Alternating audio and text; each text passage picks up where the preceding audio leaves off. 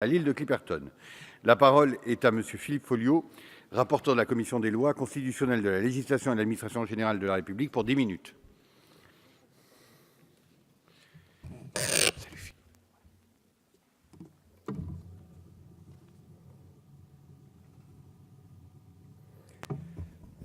Monsieur le Président, Madame la Ministre, mes chers collègues, je vais vous parler de la France. De la France dans sa grandeur, de la France dans sa diversité, au travers de cette île très méconnue qu'est l'île de Clipperton, seule possession française du Pacifique Nord. C'était un 3 avril 1711, quand navigateur français Michel du Bocage,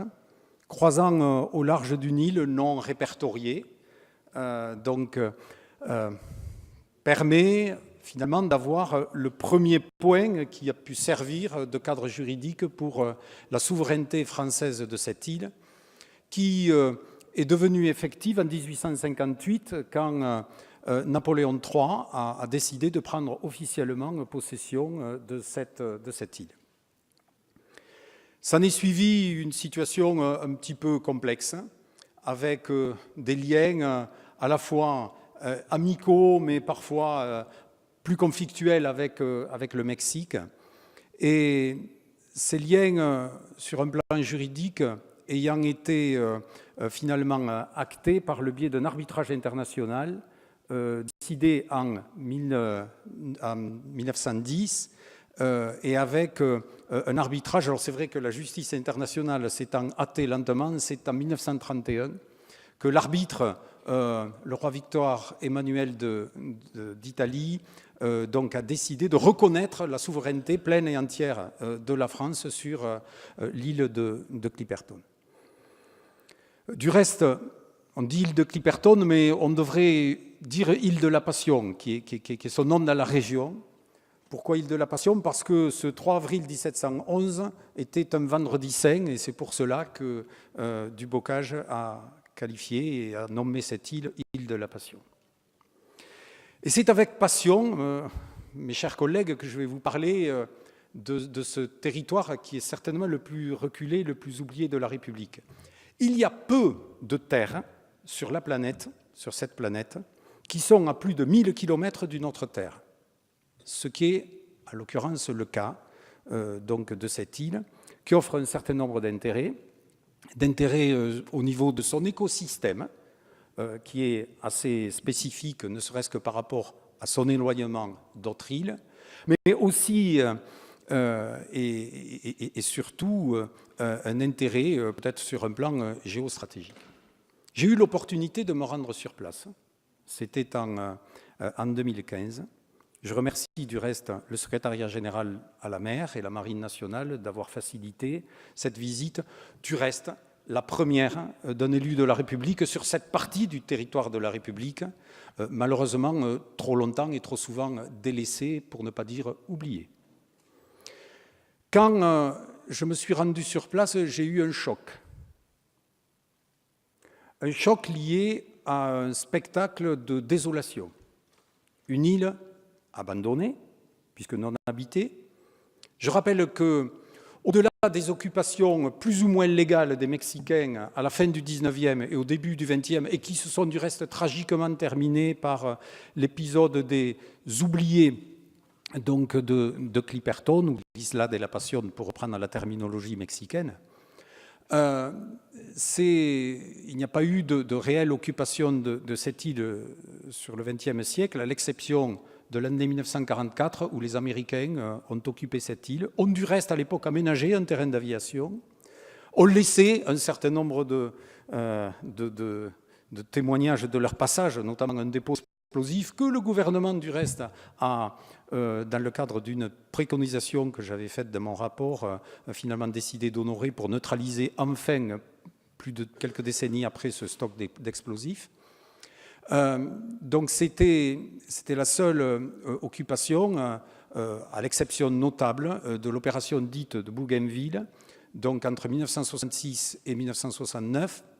en parallèle du début des essais à Mururoa, avec une station d'analyse pour d'éventuelles retombées sur cette île qui était, somme toute, judicieusement placée presque, j'allais dire, à mi-chemin entre la Polynésie et les États-Unis. C'est une situation qui est une situation donc quelque peu particulière au regard de cet abandon de fait, j'allais dire, des autorités françaises depuis des décennies, avec une île jonchée de déchets, un atoll fermé, 13 km de circonférence. Quand je dis un atoll fermé, ce n'est pas neutre, parce que l'intérieur de l'atoll, aujourd'hui, ressemble à ce qu'on pourrait qualifier de fosse septique, c'est-à-dire depuis des décennies, des tonnes et des tonnes de fientes d'oiseaux se sont accumulées, et donc aujourd'hui, il n'y a plus de vie dans cet atoll, et j'ai pu constater que même c'était corrosif pour m'être baigné au moins jusqu'à la taille pour aller sur le Zodiac qui nous a permis de le traverser de part en part. Et donc un atoll mort avec tout ce que cela représente. À l'issue de cette visite, j'ai écrit au Premier ministre, j'ai écrit à Madame la ministre Georges-Paul Langevin, que je salue, j'ai écrit au Président de la République pour dire ce que j'avais constaté. Et à l'issue de cela, on m'a fait l'honneur, Monsieur le Premier ministre m'a fait l'honneur de me charger d'une mission, de me nommer parlementaire en mission sur le devenir de cette île. J'ai beaucoup travaillé, et plus particulièrement, je voudrais saluer le nom de quelques personnes, tout d'abord du professeur Christian Jost de l'Université de la Polynésie française, qui est le spécialiste français donc, de Clipperton. Je voudrais saluer M. Thomas Payou du secrétariat général de la mer, qui m'a beaucoup aidé dans le cadre de cette mission. Mais je voudrais aussi saluer un certain nombre de passionnés qui sont dans une association qui s'appelle Clipperton Passion Outre-mer et qui, depuis des décennies, essaye de maintenir la flamme, si vous me permettez l'expression, de la présence et de l'intérêt français pour cette île. Parce que force est de constater que les autorités publiques, et quels que soient les gouvernements qui se sont succédés, ont toujours quelque peu oublié, pour ne pas dire délaissé, cette île. C'est du reste pour cela que aujourd'hui, c'est un événement quelque peu historique à bien des égards, puisque c'est la première fois dans l'histoire du Parlement que nous allons consacrer autant de temps, et je l'espère positivement, Madame la Ministre, pour parler de cette île de la Passion, île de Clipperton, parce que ce n'est pas neutre. La France métropolitaine, c'est 345 000 km² de zone économique exclusive. L'île de Clipperton, 436 000 km², c'est-à-dire beaucoup plus. Et ne serait-ce qu'à ce niveau-là, par rapport aux enjeux qu'il peut y avoir en matière de ressources halieutiques, notamment des tonidés, par rapport aux enjeux relatifs aux nodules polymétalliques, par rapport aux enjeux de préservation de l'environnement, nous y reviendrons aussi dans le cadre de nos débats, c'est un élément particulièrement important et essentiel. Simplement, la singularité de Clipperton aujourd'hui, et c'est ce que j'ai finalement mis en avant dans le cadre de ce rapport, fait que nous avons le devoir d'essayer de réfléchir à moyen terme sur la façon d'occuper cette île. Et à l'issue de ces travaux, en est ressortie la nécessité, de créer une station scientifique à vocation internationale, à l'instar de ce qu'avait fait la République il y a quelques décennies, dans les terres australes françaises, en décidant d'aménager des bases scientifiques au Kerguelen, à l'archipel des Crozets ou Amsterdam. Et c'est un élément important parce qu'il y a une attente forte de la communauté scientifique en la matière. De la même façon, il nous apparaît important, et c'est un des éléments de mon rapport, et c'est l'objet de ce texte de loi, de faire de telle sorte que nous puissions, à bien des égards, clarifier la situation sur un plan juridique de cette île. Parce qu'aujourd'hui, elle n'a aucun statut juridique précis, c'est-à-dire c'est en fait le droit métropolitain qui s'applique ou qui ne s'applique pas, parce que totalement inadapté, et c'est l'objet de cette proposition de loi essentielle au travers de la création d'une collectivité ad hoc, à l'instar de ce qui s'est fait au niveau des TAF, donc de pouvoir avoir un statut juridique clarifié qui correspond aux éléments et aux besoins.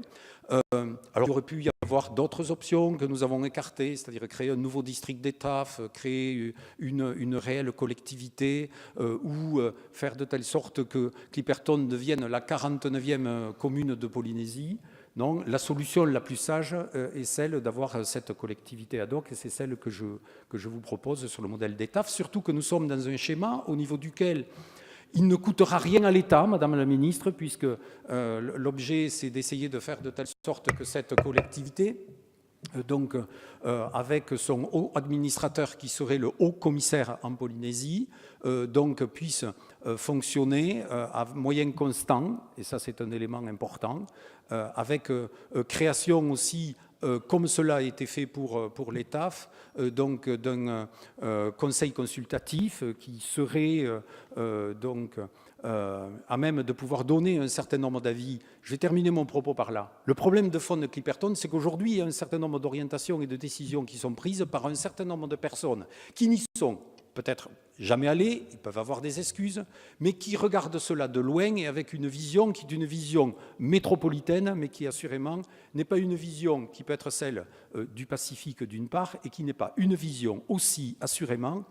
qui est empreinte d'un certain pragmatisme. Et je le regrette, j'aurai l'occasion de le dire, Madame la Ministre, il a été décidé par le gouvernement de créer une aire marine protégée donc, dans les eaux territoriales de Clipperton. Ceci est une bonne idée, mais compte tenu du fait qu'on ne se donne pas de moyens, j'allais dire, pour la mise en œuvre donc,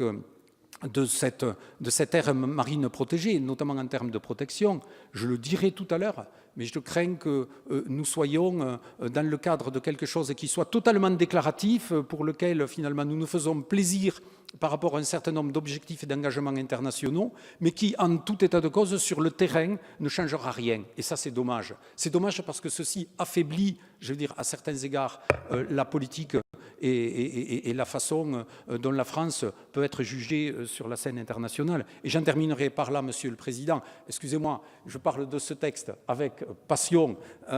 parce que je crois que finalement, cette île mérite qu'on ait un léger dépassement au regard finalement du peu d'intérêt que collectivement nous y avons accordé ces dernières, non pas années, mais décennies. Je voudrais simplement dire que dans cette partie du monde,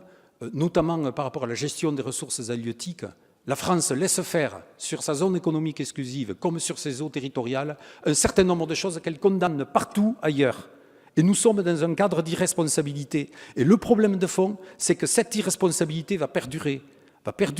tant que nous n'aurons pas le courage de faire quelque chose qui serait une bonne mesure, tant sur un plan écologique que sur un plan économique, que sur un plan financier, c'est-à-dire de faire de telle sorte que les droits de pêche qui ont été avec trop de laxisme octroyés par l'État en 2007, et c'était une autre majorité, un autre gouvernement, donc aux Mexicains, c'est-à-dire sans aucune contrepartie, sans aucune garantie, eh bien qu'elles puissent être mises en vente pour pouvoir rentrer dans un cercle vertueux. Ce cercle vertueux, c'est quoi, Madame la Ministre? Et je termine, Monsieur le Président. Ce cercle vertueux, c'est quoi? C'est d'une part donc de permettre j'allais dire, d'avoir des ressources fiscales qui pourraient être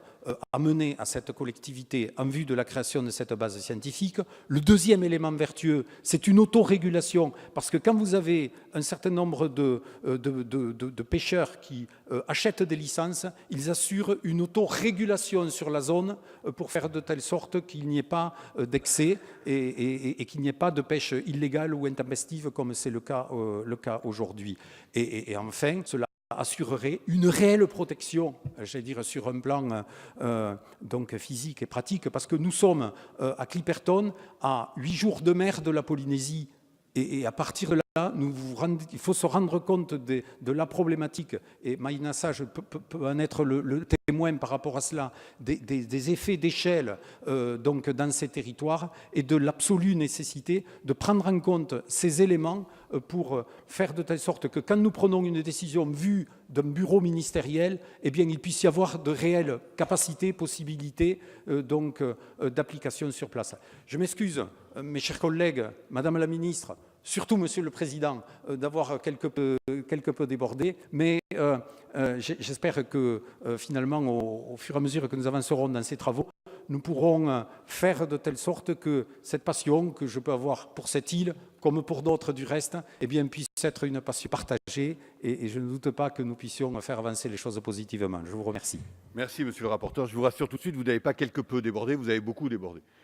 Et je serai beaucoup plus attentif tout à l'heure, eu égard à ce que vous nous avez dit.